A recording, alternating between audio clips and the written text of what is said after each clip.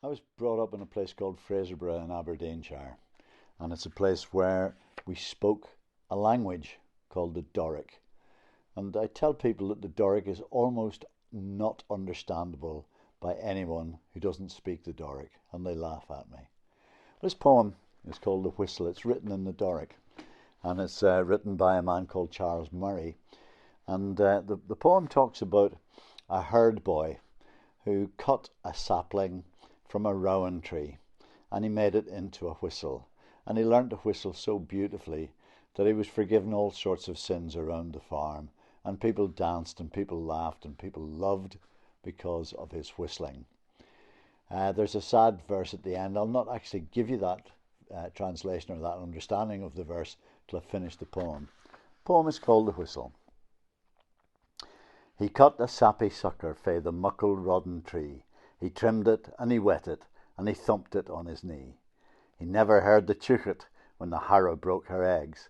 He missed the cragget heron nabbing puddocks in the segs. He forgot to hound the collie at the cattle when they strayed, but ye should ha' seen the whistle that the wee herd made. He wheepled on't at morning and he tweedled on't at nicht. He puffed his freckled cheeks until his nose sank out of sicht. The kye were late for milking when he piped them up the closs. The kittlins got his supper sign and he was bedded boss. But he cared nae jot nor dockin what they did or thought or said. There was comfort in the whistle that the wee herd made. He played a march to battle. It came dirling through the mist, till Halfland squared his shooters and made up his mind to list. He tried a spring for wooers, though he wistna what it meant. But the kitschy lass was laughing, so he thought she may be kent. He got ream and buttered bannocks for the loving lilt he played. Wasna that a cheery whistle that the wee herd made? He blew them rants sae lively, Scottishes, reels and jigs. The folly flang his muckle legs and capered o'er the rigs. The grey-tailed futrat bobbit out to hear his ain strath spay, and the bod came loping through the corn to clean peas stray. The feet o' ilka man and beast gat yoky when he played. He ever heard o' the whistle like the wee herd made.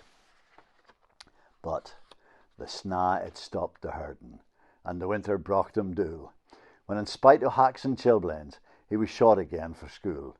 He couldna saw the catechist nor pipe the rule of three. He was keep it in and lick it when the other loons got free. But he often played the truant. 'Twas the only thing he played, for the measter burnt the whistle that the wee herd made. Aye, that's the bit at the end, the sad bit, where the teacher takes his whistle, the master takes his whistle and burns it. And that was the end of the playing.